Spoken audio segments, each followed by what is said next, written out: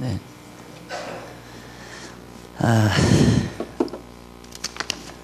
6장 1절 보십시다. 아가 6장 1절.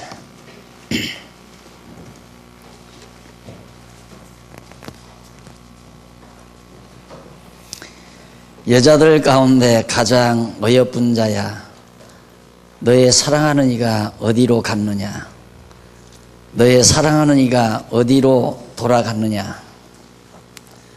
우리가 너와 함께 그를 찾아보자. 내 사랑하는 이는 자기의 동산으로 내려가 향기로운 꽃밭에 이르러 동산 가운데서 양떼를 치면서 백합화를 꽂고 있구나. 나는 내 사랑하는 이의 것이며 내 사랑하는 이는 나의 것이다. 그가 백합화 가운데서 양떼를 치고 있구나. 3절까지 내용입니다.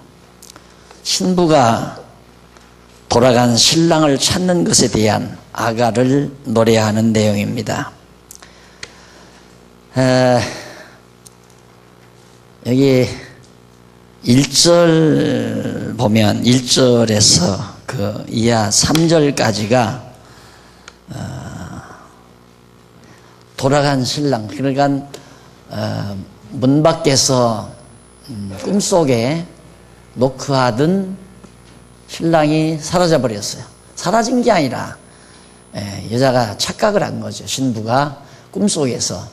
그래 보니까 이제 신랑은 간 것도 없고, 그래서 이제 그 앞서 우리가 보면 그 예루살렘 여자들이 뭐 그렇게 네 신랑이 잘생겨 가지고 그처럼 네 신랑을 그렇게 찾느냐, 이런 내용이 앞서 10절로 7장 10절로 13절에 보면 거기도 이제 신부가 신랑에게 동행할 것을 부탁하고 사랑을 약속하는 그런 내용이 10절로 13절에도 나오는데 1절로 6장이죠. 네, 죄송합니다.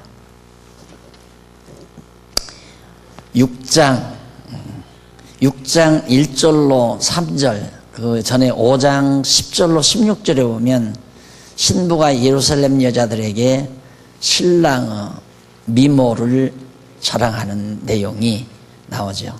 신부가 예루살렘에 있는 많은 여자들에게 우리 신랑 참 멋있다, 이렇게 자랑을 했는데, 그 예루살렘 여자들 가운데 가장 어여쁜 여자야, 너 이쁘기는 이쁘다마는 너의 사랑하는 이가 어디로 갔느냐? 너 신랑 잊어버리고 어디로 갔느냐? 네 신랑이 어디 갔느냐? 너의 사랑하는 이가 어디로 돌아갔느냐? 찾아왔었다면서 어디로 돌아갔을까? 우리가 너와 함께 그를 찾아보자. 예루살렘 여자들이 함께 이제 신부를 찾아보자고, 아주 신랑을 찾아보자고 제의를 하죠. 그러면서 내 사랑하는 이는, 신부가 대답을 합니다. 예루살렘 여자들이 그렇게 우리 함께 내 신랑 찾아보자 이렇게 하니까 신부가 내 사랑하는 이는 내 남편은 자기 동산으로 내려가 향기로운 꽃밭에 이르러 동산 가운데서 양떼를 치면서 백합화를 꽂고 있구나. 아주 한가하고 한유한, 그리고 자기 임무에 충실하고 있다는 얘기죠. 나는 내 사랑하는 이의 것이며 내 사랑하는 이는 나의 것이다. 비록 이렇게 헤어졌지만은 나도 내 남편도 내 신랑도 나를 잊지 못하고 나는 그의 것이고 그는 나의 것이다. 마치 이런 장면은 너희가 내 안에 있고 내가 너희 안에 있고, 예수님이 그렇게 말씀하죠. 너희가 내 안에 있고 내가 너희 안에 있고 우리는 하나님 안에 거하시고, 그가 백합화 가운데서 양떼를 치고 있구나. 거듭 이제 어디 가 있는가를 이 신부가 알고 있죠. 그걸 노래하는 것을 솔로몬이 이제 이렇게 문학적 표현으로 노래를 한 건데, 이 노래의 역사적 배경은 가지고 계신 교재 4599페이지 그 역사적 배경을 살펴보면 그 중간에 나오죠. 줄바꾼데 4599페이지 중간 줄바꾼데 보면 이 노래의 1절로 3절 이 노래의 역사적 배경을 살펴보면 유다 백성은 여호와 하나님을 떠나 이방 나라로 잡혀가서 고통을 당하며 살고 있으나 여호와 하나님께서는 여전히 유다 왕국을 비롯해 예루살렘과 백성을 아주 버리지 아니하시고 다시 왕국을 회복해 주신다. 바로 이사야에서부터 다니엘서까지 선지서에 다 예언이 되어 있죠. 이러한 장차 이루어 주실 역사 섭리를 바탕을 두고 솔로몬이 시문학적 방법에 의해서 놀이한 겁니다. 그러니까 하나님을 떠나 우상 섬기며 살다가 바벨론으로 이스라엘 백성이 다 가잖아요. 하나님과 헤어졌죠.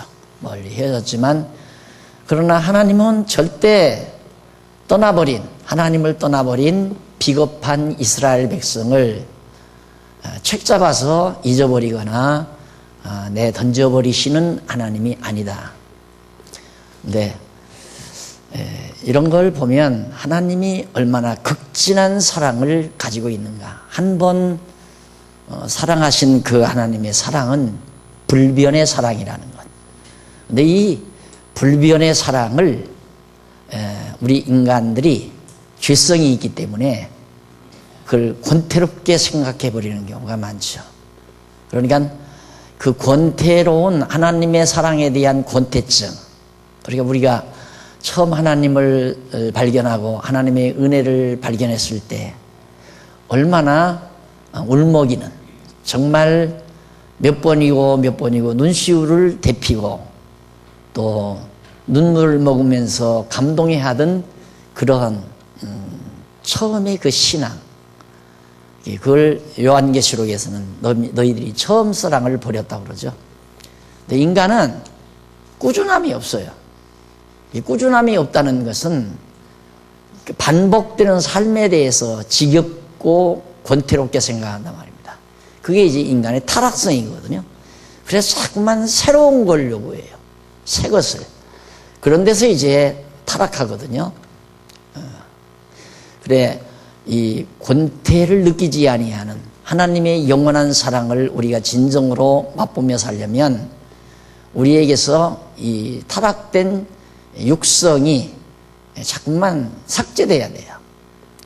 그래서 언제나 그 하나님에 대한 사랑이 나에게 감동적으로 다가오는 그런 감정을 가진 것이 은혜롭다라고 우리들이 표현하죠. 우리들이 은혜를 받았다라고 표현하는 건 그런 감동이 내게 왔다라는 그 감동 속에 살고 있다. 그것이 곧 감사함이고 찬송이고 항상 기뻐함이고. 그런데 타락성이 많으면 이 소위 말해서 육성, 속물이라고 그러죠. 육성이 강한 사람은 변죽이 많습니다. 변덕이. 그래서 보면서 지속적인 게 없고 조금만 뭐하다가도 실증을 쉽게 내고, 그래서 반복하는 건 나중에 무감각해져 버려요. 무감각해져요. 그러니까 처음에 어머니를 잃었다가 찾았을 때 어머니를 잃어버린 어린아이가 어머니 말을 듣지 않고 너 내 손 꼭 잡고 와야 된다. 시장 가서 꼭 부탁을 했습니다. 너 날 잊어버리면 안 돼. 내 곁을 꼭 따라다녀야 돼. 예하고 하다가 엄마 말씀 잊어버리고 어머니를 잊어버렸단 말입니다. 뼈저리게 느끼죠. 엄마가 손 놓지 말고 다니라고, 또 엄마 치마 붙들고 꼭 다니라고 부탁을 했는데 내가 엄마 말 안 듣다가 이처럼 고통을 당했다. 제가 이제 아이들이 오면 이야기를 해줍니다. 이제 우리 엄마가 시장에 가면서 언니 오리한테 너 동생 오리하고 절대 대문 밖에 나가면 안 돼. 이렇게 이제 이야기를 지어서 얘기를 하면서, 그런데 언니 오리가 바깥에 나가고 싶어가지고 동생 재워놓고 몰래 살금살금 밖을 나갔는데 저쪽 편에서 무서운 여부가 탁 나타나더니만 막 잡아먹으려고 쫓아와가지고 도망을 가다가 딱 연못으로 들어갔다 이 말이에요. 물속으로 푹 들어가는간 여우가 도망가 버렸어요. 엄마 말 들었을 거라고 뉘우치고 하면 그만해. 무섭기도 하거니와 지가 엄마 말 안 들었거든. 엄마가 울지 말아야 되는데 갇히게 될 거 아니에요. 그만하래. 그만하래. 우리가 그래요. 똑같아요. 우리도. 하나님 잊어버리지 말고 살라고 그렇게 당부하지만 우리 자주 잊어버리잖아요. 또 절대 잊어버리지 말아야지. 그랬다가 이제 잊어가지고 고통당하다가 이번 한 번만 하나님이 날 살려주시면 어떤 경우라도 나는 주를 위해서 하나님의 뜻을 위해서 일평생 정말 하나님의 백성으로 멋있게 살아야 되겠다 각오를 하죠. 그런데 막상 하나님께서 살려주시면 언제 그랬더냐 하고 다시 또 어리석은 짓을 하게 되죠. 그게 이제 타락한 속성 때문에 그러는 거거든요. 그래서 자꾸만 뭔가 변화를 일으키는 거예요. 여기 이 신부도 솔로몬 같은 신랑 얻었으면 그냥 한평생 그냥 살지. 뭘 또 다른 남자 보갔다고 또 나가가지고 허튼 짓 하다가 남편 잊어버리고 이 바보짓을 하느냐. 이스라엘 백성 세상에서 다시 없는 유일신 하나밖에 없는 여호와 하나님, 자기 백성만 사랑하시는 여호와 하나님 찾아서 발견했으면 애굽에서 해방시켜 나올 때 그 하나님 다 40년 동안 조상들이 다 배웠잖아요. 강대한 나라들이 정복하고 살던 가나안 땅 다 하나님이 쫓아내버리고 그 살기 좋은 복지 땅 주어서 잘 먹고 잘 사도록 하나님께서 해 주었으면 죽어도 잊지 말아야죠. 죽어도. 그런데 잊어버리잖아요.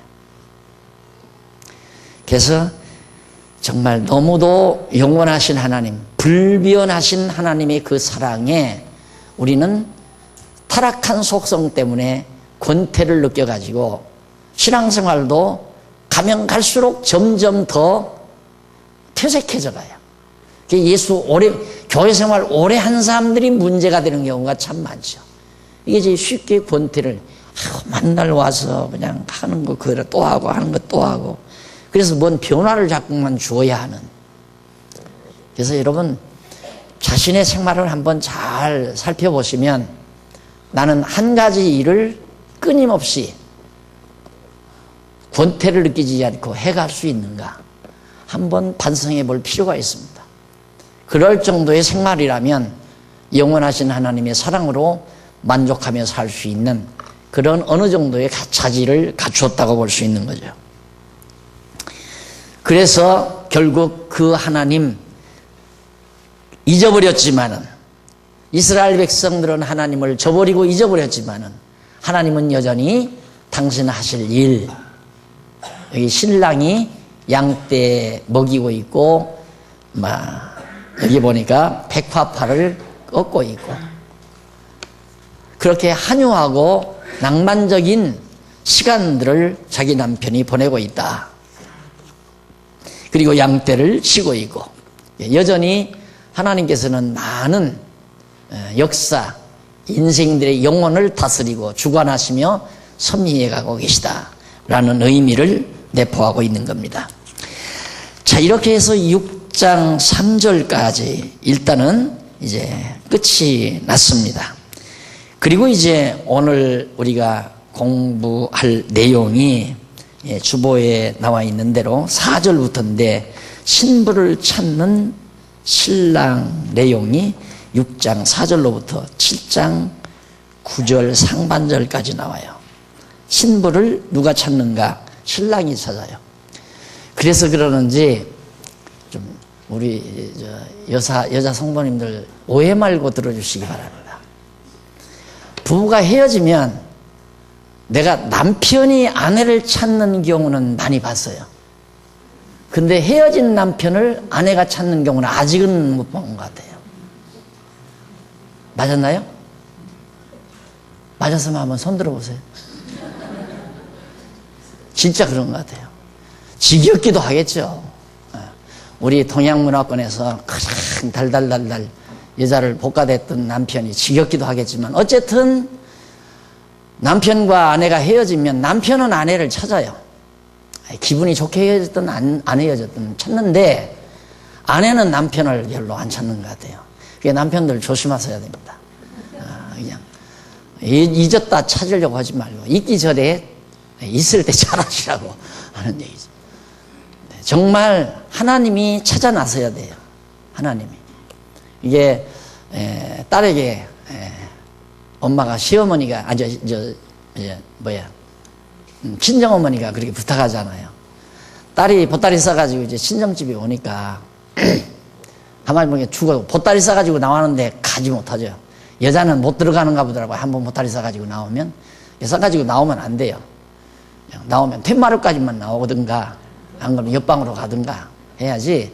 일단 대문 밖을 나오면 여자 담력으로는 다시 못 들어가죠. 그 꼴꼴 차는 자존심 때문에. 그건 뭐 자존심 몇 푼어치나 된다고. 꼬박꼬박 나 데리러 안 오나 기다려도 죽어도 안 가지. 그럼 이제 친정어머니가 여자 속을 다 알잖아요. 이게 당신 속도 아니까 딸 속도 알지. 사위한테 전화를 해서 여보게 자네가 오게. 예, 그래서 이제 사위 불러들여서 데리고 가게 만들잖아요. 남자가 찾듯이 하나님이 이스라엘을 백성을 찾는, 하나님이 뭐가 아쉬워서 찾겠어요? 사랑하니까 찾는 거죠. 안 그래요? 하나님이 아쉬워서 찾는 게 아니에요. 변함이 없으신 분이기 때문에 당신은 하나도 변함이 없는 거예요. 우리는 하나님이 자꾸 변했다고 생각할지 모르지만, 근데 변함은 우리가 변하는 거죠. 하나님께서 찾아 나서는 대목이 바로 이제 6장 4절로부터 나와요. 그 내용분해를 간단히 살펴보면 4절로부터 9절은 신랑이 신부의 아름다움 및 그에 대한 찬사. 그 뭐 잊어버리고 나간 여자를 뭐 그렇게 아름다움을 노래하고 또 그 뭐 칭찬할 때가 그렇게 많고, 또 10절로 12절에 보면 신랑이 신부를 칭찬하면서 여전히 계속 칭찬이에요. 마음으로 생각했다는 사실을 노래합니다. 항상 마음에 잊지 못하고 있었다. 아내는 남편을 버렸어. 마찬가지로 오늘 우리 인간들은, 우리 성도들은 하나님을 저버려도 하나님은 여전히 우리를 사랑할 뿐만 아니라 칭찬할 게 많다. 아름답게 보시는 거죠. 왜? 사랑하기 때문에 모든 허물이 다 덮어지는 겁니다. 남의 허물이 보인다는 것은 자기에게 사랑이 없는 증거예요. 그러니까 남편이나 아내에 대한 사랑이 없다는 말은 상대방의 허물이 자꾸 보인다는 것과 아주 밀접한 관계가 있습니다. 상대에 대한 허물이 자꾸 보이면 문제는 자기에게 문제가 있는 거죠. 자기 자신에게. 남의 허물을 보는 자신에게. 왜? 사랑이 없다는 얘기예요. 근데 하나님은 변함없는 사랑을 가지고 계시기 때문에 당신의 사랑하는 백성들의 아름다움만 보이는 거죠.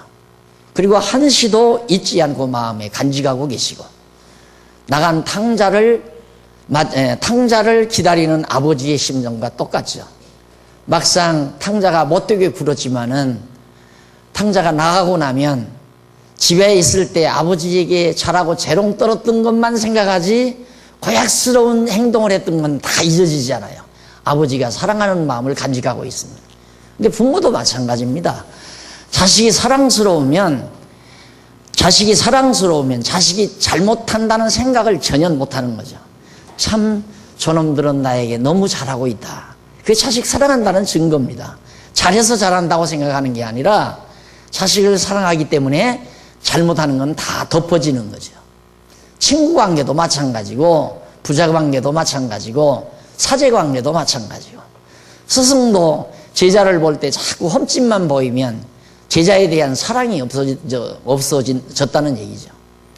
제자의 아름다움, 잘하는 것만 자꾸 생각이 나고 기억을 하고 있다는 건 제자를 사랑하고 있다는 얘기입니다. 그러니까 바로 하나님께서도 오늘 우리의 잘함, 좋은 면, 모든 허물을 가리워주고 깨끗하다고 성도라고 불러주잖아요. 의롭다고 인쳐주잖아요. 의롭다. 13절로 14절은 신랑 솔로몬이 술람미 여자를 보려는 자를 꾸중하면서 노래하는 내용입니다. 누가 감히 내 사랑하는 여자를 넘보느냐 이거죠. 아무도 넘보지 말아라. 7장 1절로 9절 거기는 9절 상반절에는 신랑이 신부의 몸매의 아름다움에 대해서 노래하는 내용입니다. 자, 이런 내용들로 이제 분해가 돼서 정리가 되는데, 이런 모든 내용은 이 기간의 역사 섭리가 바로 이제 미리 예고되는데, 여호와 하나님께서 모세를 통하여 언약하신 말씀대로 이루어 주실 섭리가 바로 지금 이 노래의 배경 속에 담겨져 있습니다. 자, 대충 그 정도 하고요. 넘어갑시다. 본문 6장 4절로 9절에 보면 신랑이 신부의 아름다움 및 그에 대한 찬사에 대한 노래인데, 4절, 6장 4절. 나의 사랑아, 바른 성경입니다. 나의 사랑아, 너는 디르사같이 어여쁘고 예루살렘같이 고우며 깃발을 든 군대처럼 위엄이 있구나. 내 눈이 내 마음을 동요하게 하니 그 눈을 내게서 돌이켜다오. 네 머리카락은 길르앗에 누운 염소떼 같구나. 네 이는 욕실에서 나온 암양물이 곧 제각기 모두 쌍태를 낳은 암양같이 새끼 없는 것은 하나도 없구나. 목자가 양들이 다 쌍태를 낳아서 어린 양무리들을 젖먹이는 엄마 양무리, 얼마나 아름답고 소중하게 보이겠습니까? 거기에 이제 솔로몬이 착안을 해서 그렇게 자기 신부의 아름다움을 노래한 겁니다. 너울 속에 내 뺨은 석류 한쪽 같구나. 왕비가 60명이고 후궁이 80명이며 그럼 140명이죠. 시녀가 수없이 많지만 140명에다가 수없이 많으면, 그래서 원래 솔로몬의 후궁이 한 1000명 된다고 그랬습니다. 왕궁의 여인들이 한 1000 된다고 그랬는데, 나의 비둘기, 나의 순전한 자는 오직 하나뿐. 그 여자는 자기 어머니의 외동딸이고 자기를 낳은 자의 귀한 딸이다. 여자들이 그 여자를 보고 복되다고 하며 왕비와 후궁들도 그 여자를 칭찬하는구나. 그렇게 허다한 여자들이 많지만 오직 너 하나뿐이다 라는 고백을 이제 신부가 하고 있습니다. 근데 그 여자는, 자기가 그렇게 아주 칭찬하는 그 여자는 자기 어머니의 외동딸, 참 외동딸, 귀하게 기른 외동딸이고 얼마나 귀엽고 사랑스럽고 아름답겠습니까? 자기를 낳은 자기 귀한 딸이다. 자기를 낳은 자의 귀한 딸이다. 어머니의 딸이라는 얘기죠. 여자들이 그 여자를 보고, 다른 여자들이 그 여자를 보고 뭐라고 하냐면 참 복되다고 하며 왕비와 후궁들도 그 여자를 칭찬하는구나. 왕비, 후궁, 이 사람들까지라도 참 그 여자 아름답다라고 칭찬한다는 얘기죠. 아침빛처럼 밝고 달처럼 어여쁘고 해처럼 맑고 깃발을 든 군대처럼 위엄이 있는 이 여자는 누구인가 하면서 극찬을 하는 내용이 바로 신랑이 신부를 극찬하는, 아름다움을 극찬하는 그런 노래가 10절까지 소개됐습니다. 9절까지. 그리고 10절부터 거기 보면 잠깐 하나 정리하고, 디르시아라는 말이 나오죠. 그 4절에 보면 내 사랑아 너의 어여쁨이 디르시아 같고 한데, 이 디르시아는 아름다움 또는 즐거움이라는 뜻이에요. 아름다움, 즐거움이라는 뜻인데, 이는 세겜에서 북동쪽으로 11km 지점에 위치한 성읍입니다. 아주 아름다운 성읍. 그리고 어미함이라는 말, 아주 어미하다. 아예마라는 말인데 히브리 말로 이는 놀라운, 무시무시한, 아주 놀라운, 무시무시한이라는 그런, 그래서 무시무시한이라는 말보다는 고고한, 이런 아주 고고한. 예. 그래서 기치를 벌린 군대라는 말은 기본형으로 다갈이라는 말에서 왔네라고 하는데, 이는 길을 올린다, 확실하게 보이다, 가장 뛰어난. 예. 이렇게 길을 딱 들면 모든 군대 가운데 딱 뛰어나잖아요. 그러듯이 여기서 길을 올린다라는 말, 기치를 벌인 군대, 이렇게 번역하는 것보다는 가장 뛰어난, 그러니까 여인들 가운데 가장 뛰어난 여자다, 이렇게 번역하는 것이 이해가 훨씬 잘 되는 부분이다 라고. 내 사랑아, 너의 어여쁨이 디르시아 같고 너의 고음이 예루살렘 같아서 놀라울 만큼 가장 뛰어나구나. 너는 정말 놀라울 만큼 정말 뛰어난 여자다 라고 극찬하는 그런 내용으로. 자, 이렇게 남자로 태어나서 그렇게 극찬하는 여자를 만나고 사는 건 행복이겠죠. 하나님 닮아서 그렇습니다. 하나님이 우리를 지어 놓으시고 그렇게 보기에 좋았더라. 정말 그 부분이 얼마나 좋아요. 하나님께서 흙으로 아담을 지어 놓으시고 독초하는 것이 좋지 못하여, 안 좋아요. 인간이 혼자 있는 게 좋지를 않아. 그러니까 갈비뼈를 뽑아서 하와를 만들어 가지고 아담에게 이끌어오니까 아담이 뼈 중에 뼈요 살 중에 살이다. 그렇게 지어놓고는 하나님 보시기에 좋았더라. 당신 좋으신 대로 우리를 지어놓으시고 사랑하시고, 그게 하나님의 본성이니까. 사랑한다는 건 하나님의 본성이에요. 그러니까 우리가 하나님 닮아 산다는 것은 늘 사랑하는 마음으로 살면 하나님 닮아가는 거지만, 그래서 하나님은 사랑이시다 그러잖아요. 미워하고 증오하고 남을 험담하고 욕하고 시기하고 질투하고, 이건 사단을 닮은 거죠. 하나님을 닮은 건 사랑하며 사는 것이 하나님을 닮은 거고. 그래서 하나님이 그처럼 이스라엘 백성들을 사랑했다는 것. 그리고 모든 백성들, 이 땅에 종족이 얼마나 많아요. 그런데 아브라함의 아브라함과 이삭과 야곱의 후손만 딱 선택해서 최고로, 내 백성이 최고다, 가장 뛰어난 민족이다. 그런데 육신적으로 보면 지금 유대인들만큼 뛰어난 민족이 없어요. 가장 뛰어났잖아요, 유대인만큼. 생기기도 너무 또 잘생겼고요. 순수 유대인들은 참 잘생겼습니다. 멋있게 생겼죠, 진짜. 그런데 하나님께서 그렇게 선택해 놓고 사랑했건만 이스라엘 백성들은 하나님을 잊어버린 거죠. 오늘 우리들도 하나님이 우리를 사랑해서 창세전에 선택해 가지고 우리를 택한 백성으로 이 땅에 태어나게 해서 여호와 하나님 깨달아 알고 경외하게 했건만, 오늘 우리는 하나님 잊어버리고 살 때가 참 많잖아요. 여러분, 속상할 때 얼른 아유 하나님 죄송합니다. 왜? 여호와 하나님 잊어버렸거든요, 속상할 때. 또 근심하고 걱정할 때 아유 하나님 죄송합니다. 잠시 내가 곁눈 팔았습니다. 여호와 하나님이 잊어버렸으니까 속상하고 근심하고 걱정하고 미워하고 증오하고 잘난 척하고 그럴 수밖에 없는 거죠. 범사에 여호와 하나님이 인정하면 그런 게 없잖아요. 항상 범사 하나님 잊어버리지 않고 범사에 인정하니까 모든 일에 범사면 우리가 하루 일어나서 저녁에 잠자리에 들 때까지 경험하는 모든 순간순간 모든 일에 여호와를 인정하라는 얘기 아닙니까? 근데 그렇게 안 될 때가 많단 말입니다. 그게 바로 여호와 하나님을 잃어버린 때죠. 나는 여호와 하나님을 잃어버렸지만은 여호와 하나님은 나를 잊어버리지 않는다는 것. 지금 부모님들도 보세요.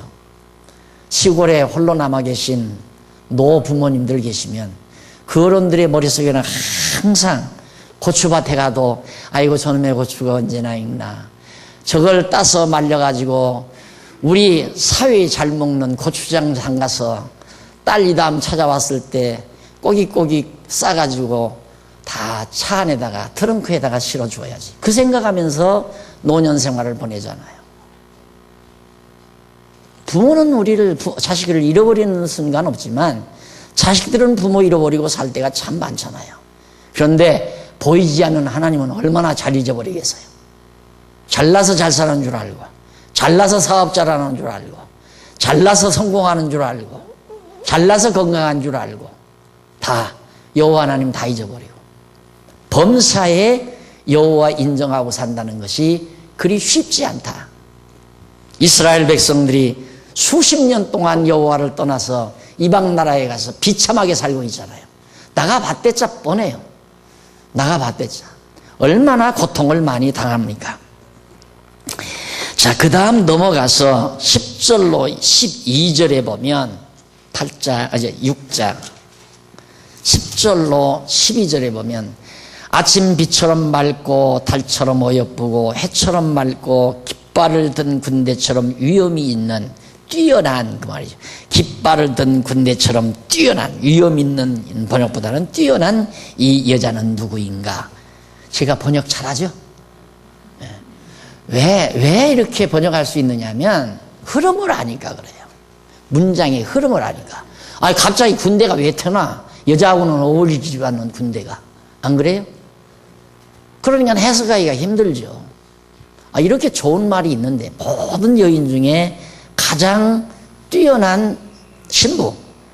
너무 잘 어울리는 단어 아니에요? 그래서 골짜기에 돋아 나온 새 음들을 보려고 포도나무에 싹이 났는지 석류나무에 꽃이 피었는지 보려고 이제 새봄이 돌아오는 거죠. 새 시대가 다가오는 거예요.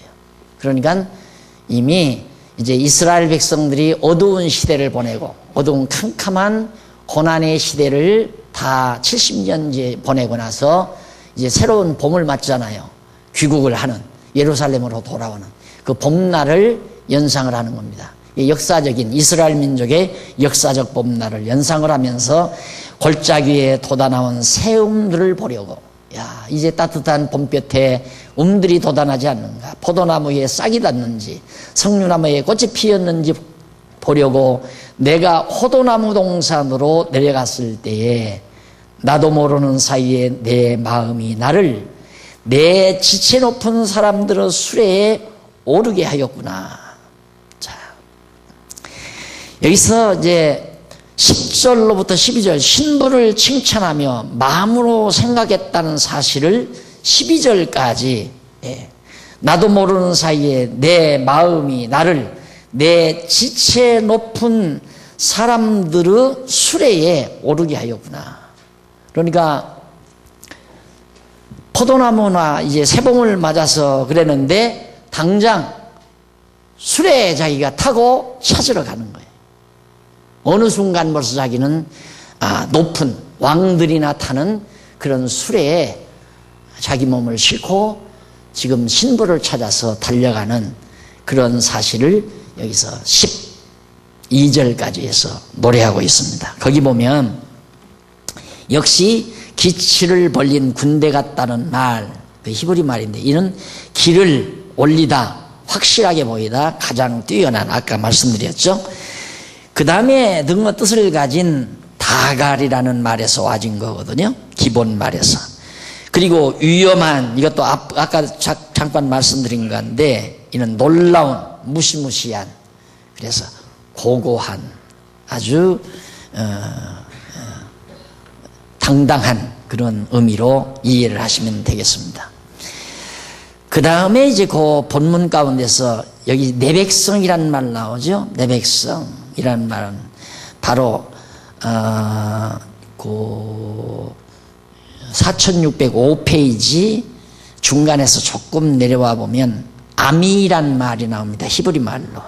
이는 백성, 무리, 수행원 등의 뜻으로 번역이 되는데 여기 본문에서는 백성으로 번역하지 말고 수행원이라고 번역을 해야 돼요. 그러니까 왕을 수행하는 수행원, 내 백성, 이 말을. 그 다음에 이제 이르게 하였구나. 거기 마지막 그 12절 끝에 이르게 하였구나라는 말 나오잖아요. 이 말은 무슨 뜻이냐면 내가 그 여자를 생각했다라는 뜻으로 번역이 가능합니다. 번역하는 것이 전어문맥으로 보아서 딱 알맞다. 그러니까 나를 내 귀한 백성의 수레에, 그러니까 내 귀한 수행원들의 수레 가운데 이르게 하였구나 하는 게 아니라 그 수행원들의 수레 가운데서, 수행원들이 나를 수행하는 그 수레 가운데서 신부를 내가 생각했다 이 말이에요. 이제 신랑이 신부를 노래한 내용이 바로 12절까지 나온 겁니다. 물론 이 노래의 역사적 배경 역시 모두 가장 유다 백성을 가장 뛰어난 백성으로 여기면서 스스로 4606페이지 제일 위에 창조하신 우주 만물을 비롯해 온 세상 만민을 주관하시며 다스리시는 가운데서도 특별히 하나님은 여전히 당신 하실 일이 하잖아요. 아까 포도동산에 가서 약물이 먹이고 있고 백화포를 꺾고 있고, 그러니까 자기 임무 수행을 한다. 그러니까 하나님은 이스라엘 백성들이 하나님을 저버렸어도 하나님은 모든 천지 만물을 창조하신 우주 만물을 전부 다스리시고 세상 모든 만민을 주관하시며 인도하시는 그런 일들을 하시는데, 특별히 택한 유다 백성을 잊지 아니하시고 생각하고 계시다는 그런 뜻으로 이 노래를 부른 겁니다. 에레미야에서부터 다니엘서. 항상 유다 백성들은 바벨론에 가 있어도 하나님은 유다 백성을 가장 생각하고 있다, 기억하고 있다. 이게 하나의 모형이라고 했잖아요. 그러듯이 지금도 마찬가지예요. 물론 하나님께서 이 모든 인생들 다 다스리죠.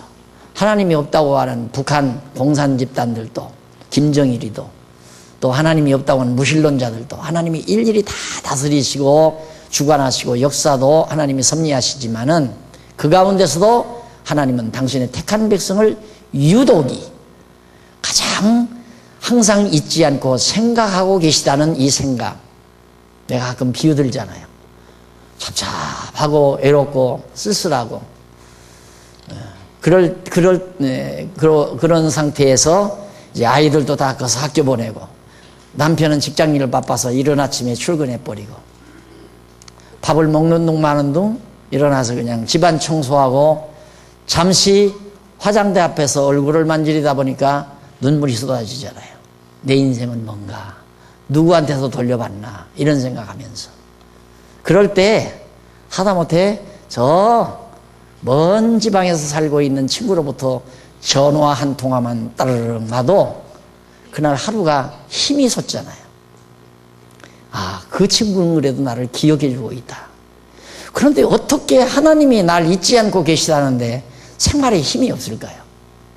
그걸 잊어버리지 않는 한. 우리들이 생에 박진감이 없다는 말은 하나님을 잊어버렸다는 얘기예요. 그 순간만이라도 여호와를 인정하지 않고 산다는 얘기가 되는 거예요. 아침에 일어나서 하나님께서 어젯밤 내 호흡을 멈추게 하지 않았었구나.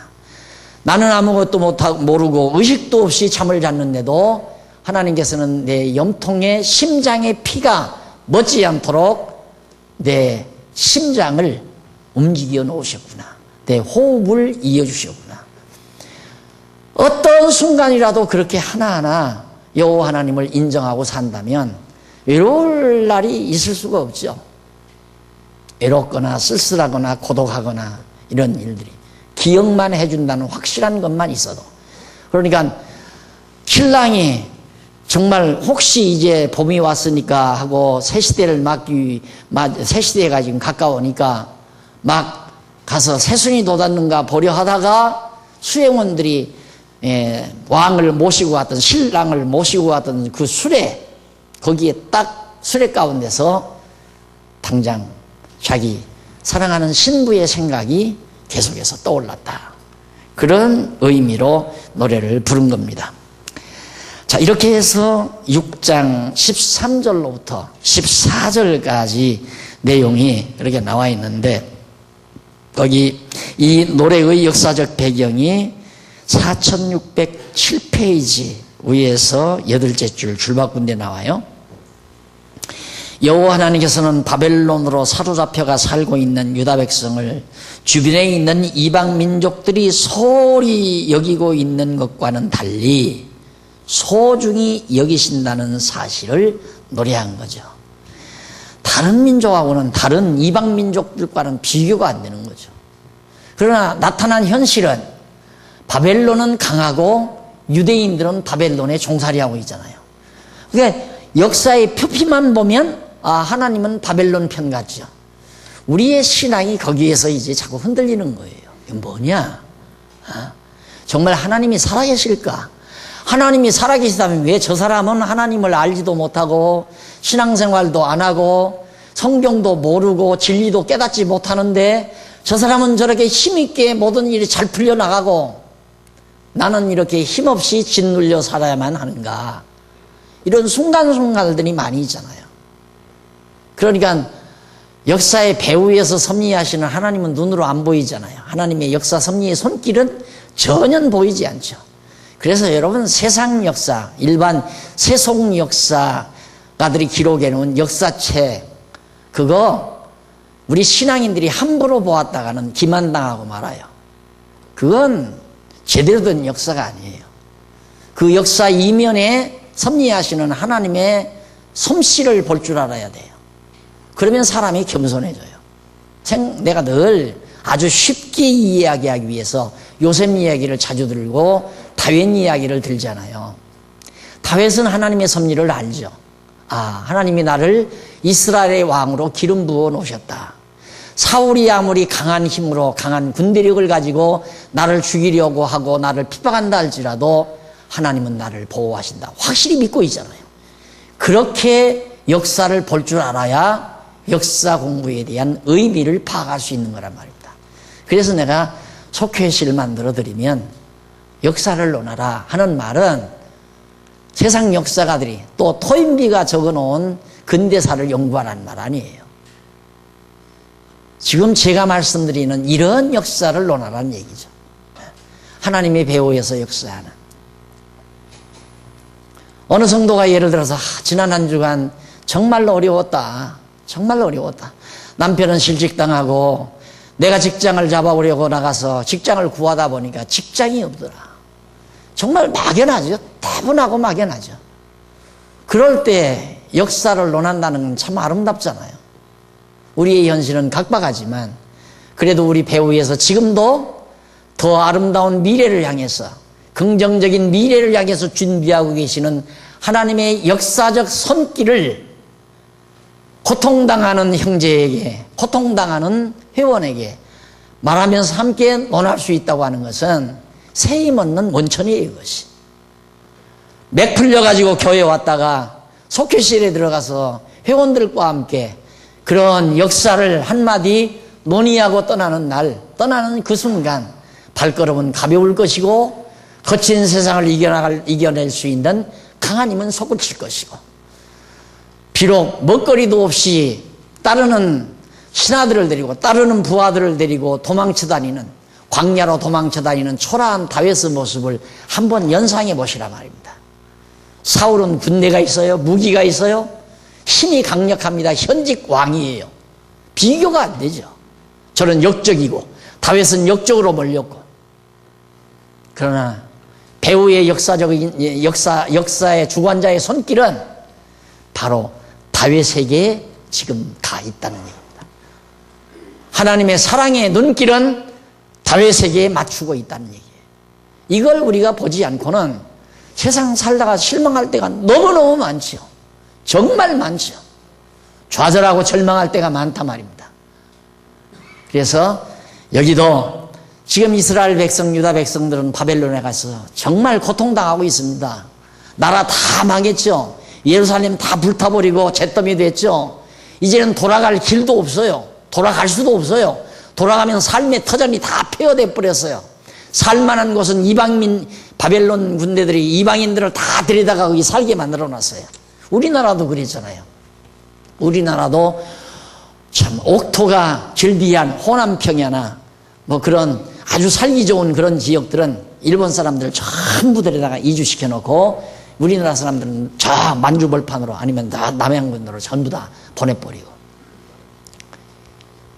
바벨론 군대도 그렇게 했단 말입니다. 그러니까 절망이죠. 전혀 소망이 없는 거예요. 그런데 배후에서 하나님은 지금 이 노래처럼